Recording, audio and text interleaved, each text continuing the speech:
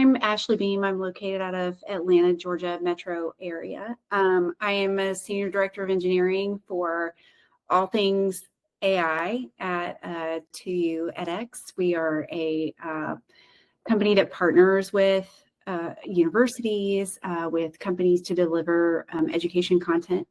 And we're doing a lot of what Sean talked about as well. So it's a really interesting time to be in the ed tech space and to think about ways that we can make learning a better experience. And also, like, from the course creator perspective, think about how like we can make that a better experience, make it simpler, quicker to create quality content. And from the learner perspective, think about how we can make this a engaging experience where people are learning and getting the career outcomes that they are hoping for. So tying into Sean's point about bringing AI in as like a nurturer for education, where do you see as like the best value of AI within higher education and education in general, Ashley? You live and breathe it, right? I do. I think that a lot of times we overcomplicate it. We think about like this snazzy experience that we can bring someone. And I think that the thing that I've seen be the most impactful, cheapest thing to do is to create an engaging conversation experience. And that starts with like asking the learner a couple questions about themselves. And you can even very cheaply hold that in browser memory. And, you know, maybe it doesn't extend to their other devices, but it's such a cheap way to offer an engaging conversational experience. And then you can iterate on that and make it a more expensive thing where you hold it in some sort of storage and you're able to remember it, you know, when they clear browser cache or, you know, whatever. But you can make a very big impact with a very simple implementation of just remembering a couple of things and calling an LLM underneath and creating that experience where they want to come back. And some of the most, I think the most powerful questions are to start out and say like, you know, what is your career goal? And then to be able to, in a prompt to an LLM, remind the LLM, like, frame this in the context of this person wants to, you know, be a nurse practitioner or, you know, be a lawyer, because we all come to those courses with a different purpose in mind. So I think that literally think the biggest bang for the buck right there. So it sounds almost like you're having a large language model that has a subcomponent of it that's trained on the data of the individual learners, right? Almost like a personal coach for those students. Yes. I mean, you can extend it and make it that robust, but I think you don't even have to go that far to get that big bang for the buck. I think you can, you know, so what I'm saying is like there's an agile way where you can incrementally like make that a more robust thing. And if you want to create a trained model around a person that is, I haven't done an A/B test myself, but I'm curious if like a very simple, I'm going to hold your career goal in browser memory and it's going to live on for whatever your browser cache is, maybe it's 30 days. What is the ROI that you get with that very cheap implementation versus like, I'm going to hold a fine-tuned model for you and I'm going to make sure it has this information about you permanently. I don't know that you're going to get a massive increase in ROI. So that's my theory. Alyssa, then this is a question for you. If you overcomplicate these types of models, they start degrading, right? From at least my understanding of large language models. Yeah. Okay. But I think actually what you're saying is more like an adaptive learning. You know, and I really love your idea regarding the, you know, choose your own path, and then we will teach you this path, and we will generate sort of the educational content for you. That is incredible, and in fact, that's something that keep hearing as a need from the market over and over again. And that's something we also started development of, like an adaptive learning, sort of like depending on how the user learns or what are their learning goals, we are showing them the content only that is relevant to them. Yeah. Yeah. And if everyone has to go through a specific learning path, let's say to get a certificate or a degree, they can go through a path, but everyone's path is unique to them. They'll end up at the same destination, but the journey they take to get there is different. Well, and I think that learning is more interesting when you know how it applies to you. I mean,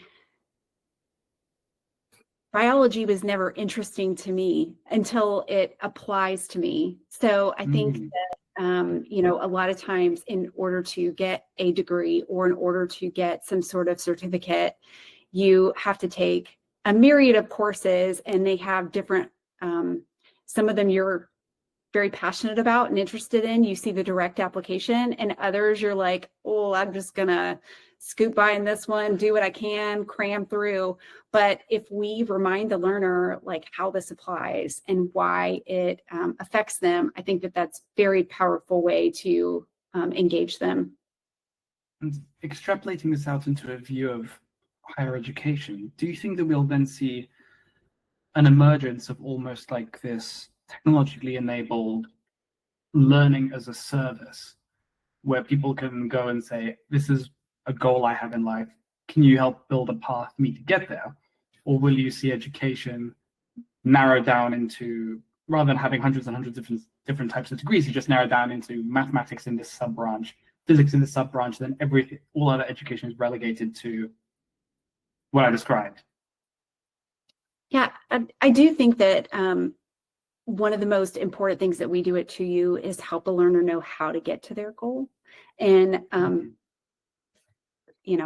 I think that that's a really important service, because I think that a lot of times, we don't know at different ages of our life like, what we want to be when we grow up, and we change, that evolves. So I think that showing someone the path of how to get there based on like the knowledge that they do have is a really important service. I don't know that it will all transform to that. Maybe it will actually, like, maybe that is a new niche that kind of like, becomes like a whole service. But I don't know that it will necessarily replace the content of education. Do you think universities will fit that role, or do you think universities will continue consolidating on core subjects for their degrees, or will they continue branching out? I think they'll continue branching out. I think that there's a need for that. I think that we're seeing an emergence of new needs of niches, as far as like, solving some of the bias issues with AI, solving like the environmental issues with AI. I think we're seeing the emergence of new industries that need to happen, new jobs that need to be created. So I think that's one of the advantages of AI, that you can create those very personalized pathways and bits of knowledge. And with creating those specific, those really directed paths of knowledge and getting the AI to almost manage a lot of that, where do you see, say in 5 years, the role of human instructors in all of that? I think I don't think you're ever going to replace human instructors. I mean, like, knowledge is new. That's like one of the advantages, one of the things that has even been created from AI. Like I said, like this, the environmental concerns, the bias concerns, those didn't exist, like 10 years ago. They've existed for a little while. But, we always have to teach new things as our knowledge evolves and grows. We have to teach those new things. So I think, AI is only as good as its data. So we'll have to have somebody creating that data of what the new industries are. And you think about like, the need to like understand like weather and natural disasters and stuff like that. And we have very large AI models that are being trained to do that kind of thing, like that's also like a place where we need people on the front lines of that kind of industry space who are learning and growing and diving into it and then creating content for others to join them. So I mean, I think that they'll be able to create content faster. I think they'll be able to vet their content faster with AI. And I think that they'll be able to create it in many modalities all at once. So I think that's the way that AI is going to expand their reach, instructors, and expand the amount and the ways of content that they're able to produce. Like one of the, just kind of comment a little bit on what you just said is it's as a tool for the instructors, because they're only with the students a limited amount of time per day, and they don't have, and even in that time, you're depending on the size of the class and all of that, and what other things they have going on. They just can't be in 12 places at one time and respond to 25 people at the same time. But if they had an AI type of support that can train on that specific content, and it's available 24/7, and has an understanding of that specific learner, how they learn. Are they an audible learner, or someone's more kinesthetic or video or whatever, then your outcomes and how quickly they can learn and everything just goes way up. And you're going to be taking metrics of how they're progressing through a course or through specific content, and really know if they're getting it. And so having an AI mentor, coach, whatever, alongside of a human instructor can be extremely valuable. And that's one of the ways that we're trying to go to market right now, is doing just that. We're working with companies that they do provide instructor-led training on specific content, technical training content and everything, but like I said, they're not happy with the outcomes. Let's put it that way. They're not happy, or they're not, I shouldn't say happy. They're not satisfied with the outcomes, and they're not satisfied with how quickly the students are grasping the content and learning. So it's a great, or it can be a great tool for the instructor as well as the student. Interesting. And with that instructor, and I guess more so on the educator front, and maybe actually you've been seeing something like this within that education, the actual education front, is, what's sort of the biggest gap that you see between what the AI is doing and what people are actually ready to adopt? I think there's a large concern around like plagiarism, and around large concern around like using AI for plagiarism. This is something that a lot of educators that I speak to are concerned about. I also think in talking to like our learning strategists and pedagogical experts, like a lot of this comes down to motivation and intent of a learner, and like how do we make sure that their expectations are aligned with the course, like, and to me, we can develop all kinds of things to detect plagiarism. We can use oral assessments. That's like a way to mitigate that. We can also like use some vision while someone's filling out like a long form response or answer to like see like, are they doing a copy paste? Or are they like, are we seeing the keystroke patterns of somebody who is actually like writing and thinking about their answer? So we can do all of those things. I think that students evolve and that they learn what are the things that this program is looking for to detect my plagiarism, and they work around those. They're incredibly smart. I have teenagers myself, like they are so savvy. So we can, just like how teachers, 5 years ago dealt with plagiarism and kids who were, or adults, whoever were sneaky around it, it really comes back to intent and motivation, and how can we create a common expectation between a student and an educator, and make sure that it's aligned so that they want to learn, so that the experience is what they're hoping for to achieve that knowledge, and not just walk away with the passing grade. So I think that that's one of the challenges that AI is well suited for, because we can have that engaging conversation back and forth and ensure that there is alignment in a way that, I don't know how we would do that 10 years ago. It's not as easy. What, do you have a one-on-one with every professor and every student? That's just not scalable. Yeah. But we can do things with AI in that way to create that shared alignment of expectations and an engaging experience.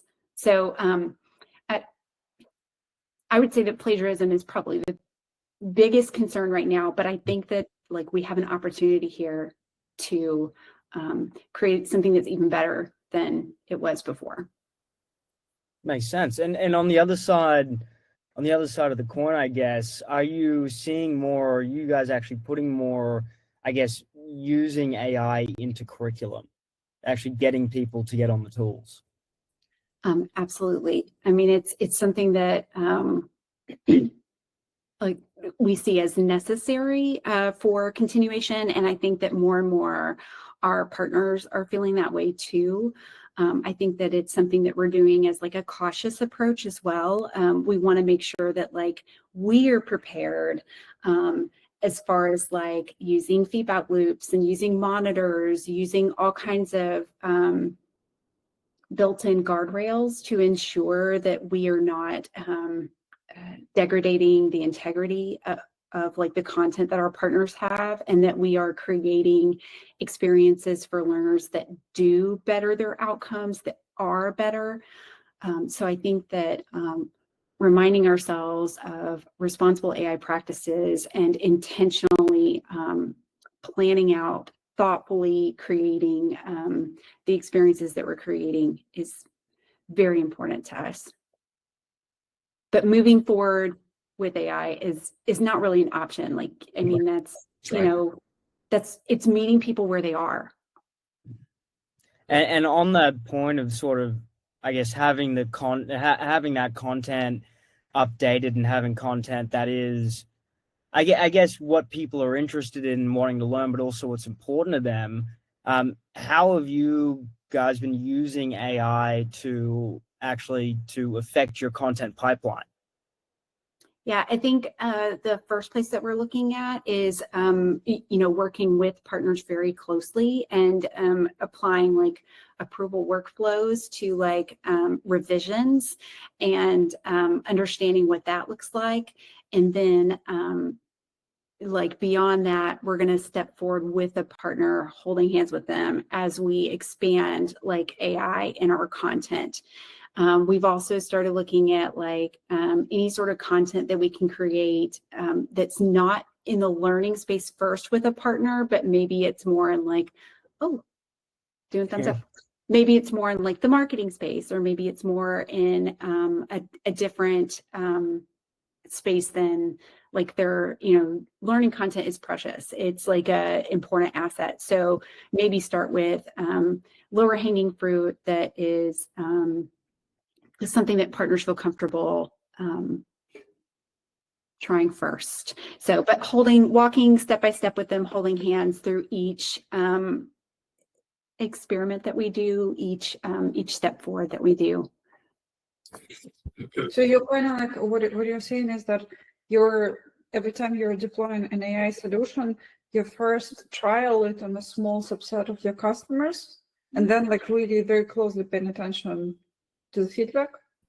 It's partner by partner. So we don't do something without their agreement, without their their knowledge. So but yes, we start out small and Some of it is revisions to content, like old content, like how can we make this process faster for you?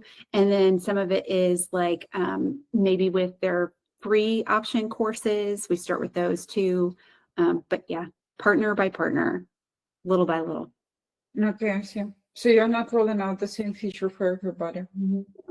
No. Yeah, and we never will. That's not the way our business works. We are very like so yeah, we never will. It will be a partner. Yeah, our goal is to offer like tool sets that they can opt into and opt out of. Our partners also deeply care about environmental impact and stuff. So a lot of them want to make choices based on that as well. I'm looking at your website. Can you describe what you're doing at Georgia Tech with the David and teaching AI? That looks pretty interesting. Yeah, David is a course instructor who we get to, he's local. He's over at Georgia Tech. So, but David he's Dean of Computer Science, I think, over at Georgia Tech. He loves to experiment. He is a course author for edX and has lots of courses you can take on edX. Most of them are there are open course offerings. So a lot of them are you can audit the course or you can purchase a certificate. And he was a willing participant in an experiment for AI avatar. And so he built a course experience about AI and he made an AI avatar of himself that he calls. It's DAI vid. Yes. It's pretty cool. I don't say it as well as he does. And yeah, and so we launched that experiment on, I think on October 14th or 15th. I can't remember the exact day. And we've had several students take it. And it's just been such a fun experiment and such an engaging way for us to see what students think of AI avatars and what David thought as a course creator of making an AI avatar. So I would say like we've learned a lot just by like stepping into that space and seeing what it looks like, how it's received, and how arduous the creation process is and what we like, what we don't like. It's been very interesting. Have you taken any classes from an AI avatar, Sean? Or have you? I have not. No, it looks really interesting though. I'm gonna post this one in there, put this one in the chat for that press release and everything. It's really pretty cool. It is really cool. It is really cool. Oops, if I can paste this. There we go. There we go. Now y'all can see it. Yeah. Yeah, this is what you shared with me last week, Ashley. Yeah.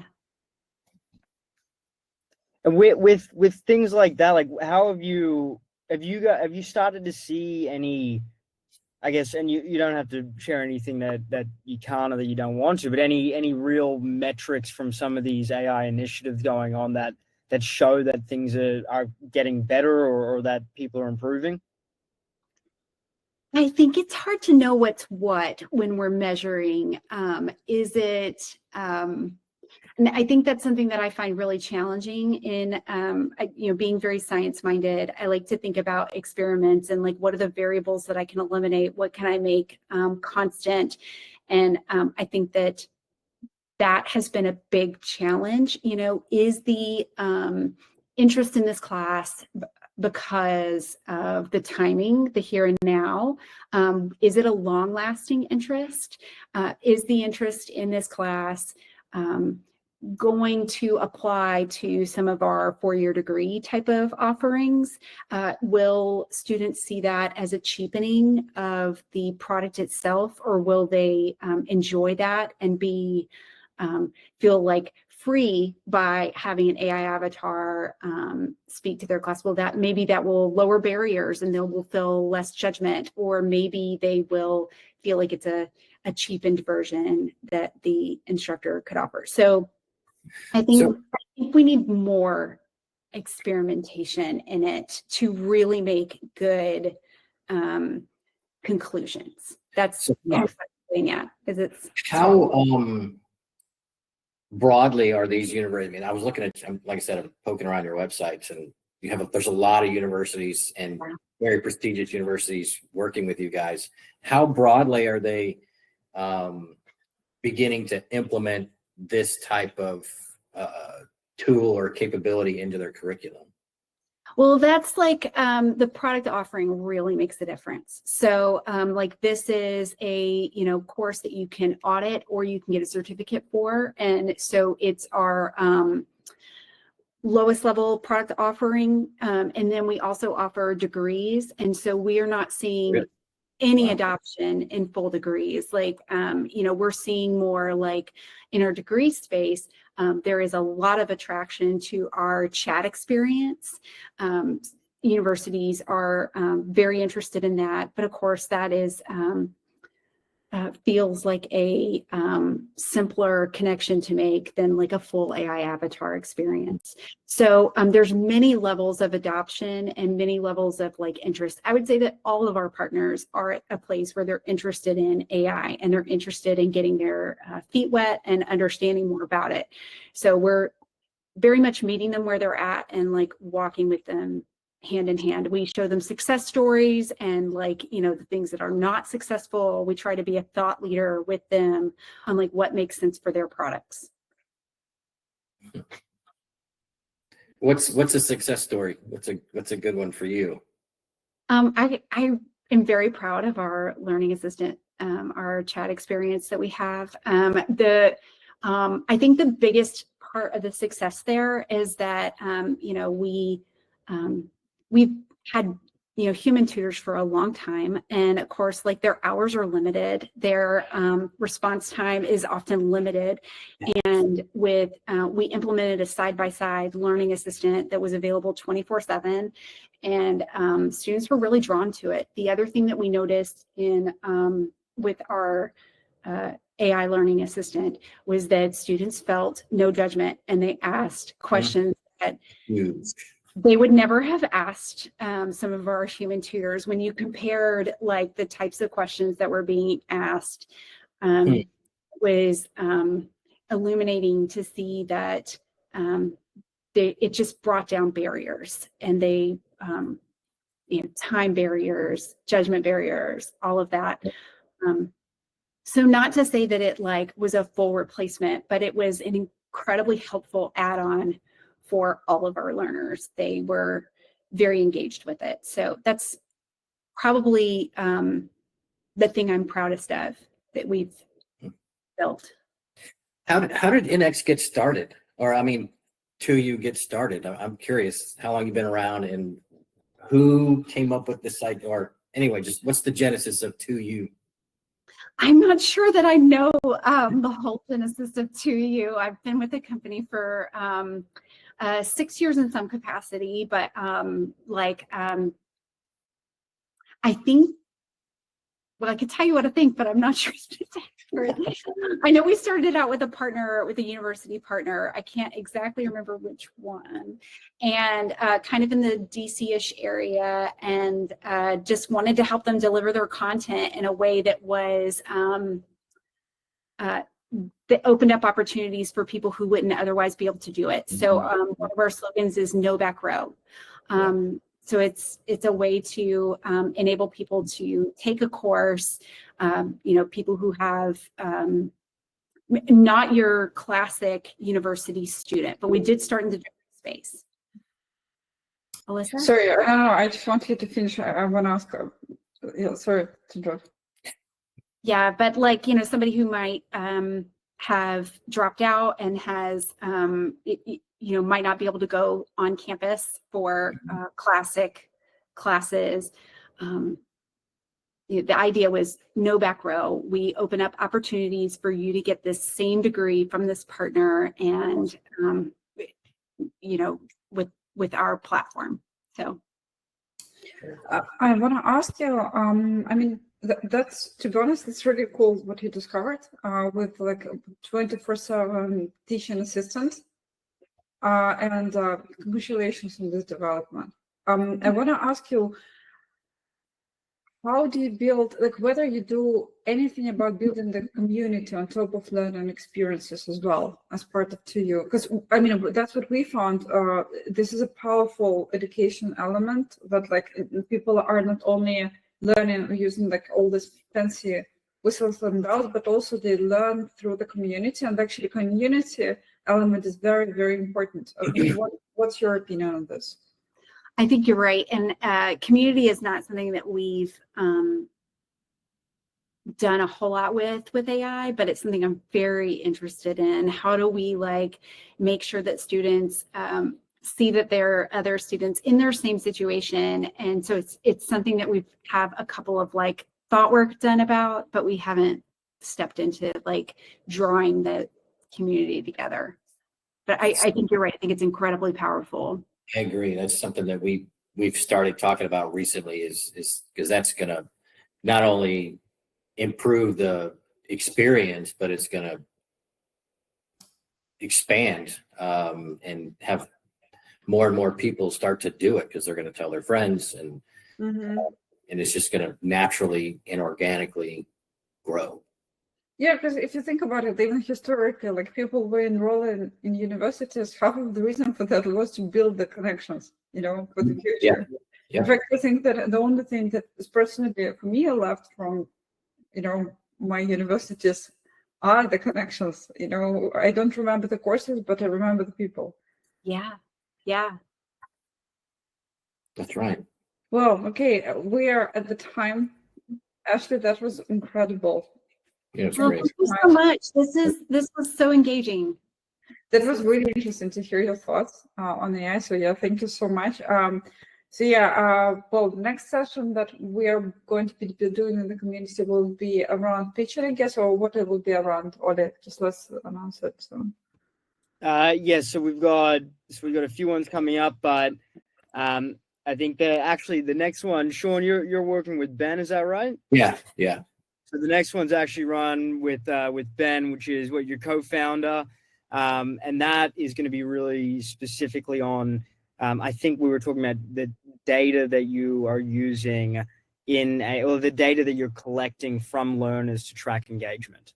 Oh, okay. Cool. Well, we will announce it also in the community. So thanks a lot, everybody, for joining in. I would like to connect with you outside of this. I'm really intrigued by what you guys are doing at 2U. I think I'd like to learn more about it, because maybe there's things we can do together. I don't know. But anyway, yeah, I look forward to talking to you again. Sounds great. Yeah, we will post Ashley's details and everything to the community. We'll see it. Sounds good. Thank you. Thank you very much, guys. See you later. Yeah. You guys around. Have a good weekend, everyone.